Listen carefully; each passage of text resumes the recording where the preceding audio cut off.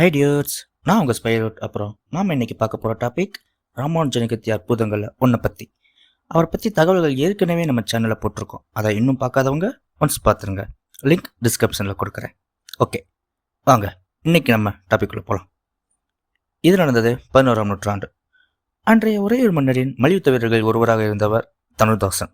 வெடுப்பான உயரம், அழகிய தேகம் கொண்டவர். மல்யுத்த போட்டிகளில் சிறந்த வீரரும் கூட.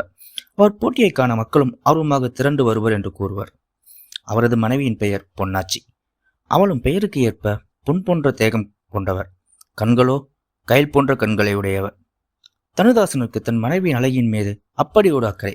குறிப்பாக அவர் கண்ணழகின் மீது ஈடு இந்த அகிலத்தில் இல்லை என்ற கர்வம் ஒரு புறம். அப்படித்தான் ஒரு நாள் தனுதாசன் தன் மனைவியுடன் காவிரி கரையோரம் வந்து கொண்டிருந்தார்.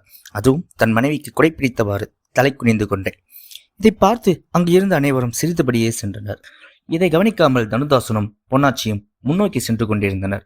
இவை அனைத்தையும் கவனித்துக் கொண்டே அவ்வழியில் தனது சீடர்களுடன் வந்து கொண்டிருந்த ராமானுஜாச்சாரியர் தனுதாசனிடம், ஐயா, சற்று பொறுங்கள். பார்ப்பதற்கு சிறந்த வீரர் போல் இருக்கிறீர்களே, தாங்கள் தங்கள் மனைவியிற்கு குடைப்பிடித்துக் கொண்டு செல்வதற்கான காரணம் நான் தெரிந்து கொள்ளலாமா என கேட்க, அதற்கு தனுதாசன், சுவாமி வணக்கம். தாங்கள் கூறுவது உண்மைதான். நான் உறையூர் அரசனின் வீரர்களில் ஒருவர்தான். நான் ஒன்றும் சும்மா என் மனைவிற்கு குடைப்பிடித்துக் கொண்டு செல்லவில்லை. இதோ பாருங்கள் என் மனைவியின் கண்ணழகை. இதற்கு ஈடு இந்த அகிலத்தில் இல்லை. அப்பேற்பட்ட கண்ணிற்கு இந்த வெயிலின் தாக்கம் வந்துவிடக் கூடாது என கருதியே நான் குடைப்பிடித்துக் கொண்டு செல்கிறேன் என்றார். அதை கேட்டதும் ராமானுஜர் சிரிக்கத் தொடங்கினார். உடனே தனுர்தாசன், சுவாமி, நான் கூறியதை கேட்டதும் தாம் சிரித்தது ஏன்? என் மனைவியின் கண்ணழகை காட்டிலும் சிறந்தது இவ்வுலகில் உள்ளதா என கேட்க, அதற்கு ராமானுஜர், இவ்வுலகில் மட்டுமில்லை, 7 உலகிலும் சிறந்த கண்களை காட்டிவிட்டால் என கூற, தனுர்தாசன், அப்படி நீங்கள் காட்டிவிட்டால் அந்த கணம் முதல் அந்த கண்களை உடையவருக்கு தங்களுக்கும் அன்று முதல் நான் சேவகன். இது எனது சபதம் என கூறினாள். உடனே ராமானுஜர் தனுதாசனையும் அவள் மனைவியையும் ஸ்ரீரங்கம் ரங்கநாதன் முன் நிறுத்தி, இதோ இந்த கண்களை பார். இவ்விரு கண்களுக்கு நிகர் இவ் அகிலத்தில் உண்டா என கேட்க, நம்பெருமாளின் கண்களில் இருந்து வந்த அந்த தெய்வீக ஒளியால் தன்னை மறந்து சிலை போல் நின்று விட்டார் தனுதாசன். வெகுநேர காட்சிக்கு பிறகு வெளியே நின்றிருந்த ராமானுஜரிடம் ஓடி சென்று காலில் விழுந்து, ஐயா, என்னை மன்னிக்கவும். என் மனைவியின் கண்ணழகை தவிர வேறொன்று இல்லை என்று இருந்த கர்வம் என்னிடம் இன்று இல்லை.